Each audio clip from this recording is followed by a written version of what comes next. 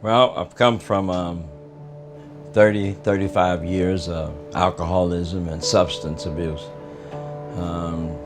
to where I lost everything. I even lost myself.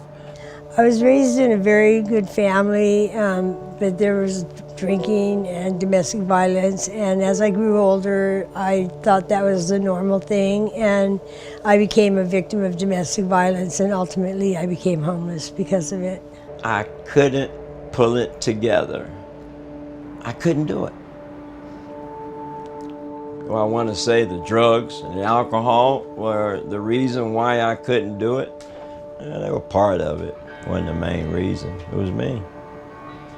There were hard times out there on the streets. I was assaulted. I was sexually molested out there, but I was also really heavy into my drug addiction, and I craved having a place of my own. I craved it. I watched these people day after day, and they'd help me out, handed me money, and I thought, I know they're leaving here and they're going home.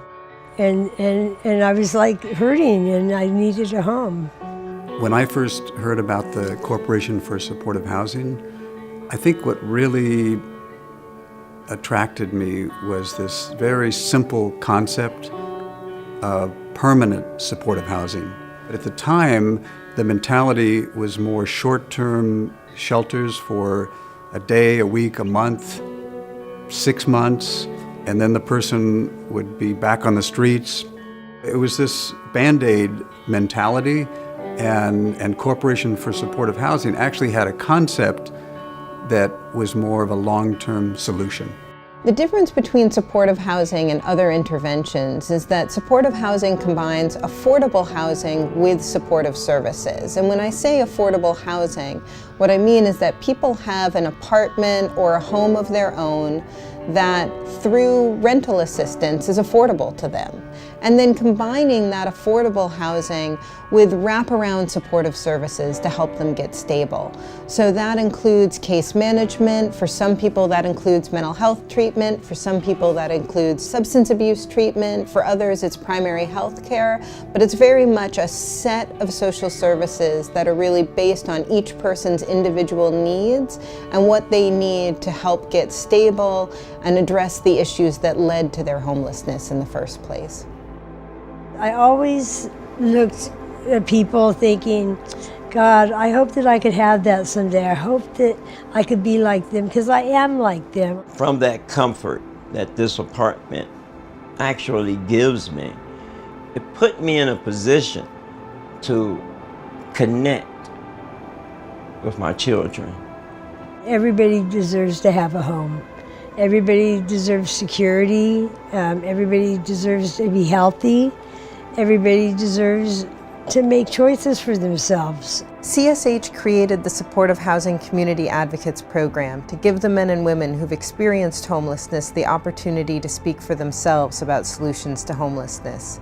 And it's through the advocates' stories that we not only learn about their own recovery, but about how much they give back to their communities today and how much they've become integral parts of their community. Corporation for Supportive Housing took me to Oakland, and I went to a resident council meeting there. And then I went to Sacramento as a constituent and met a lot of senators, lobbied some bills. And when I show other people these pictures, they're like, who's that? Who's this?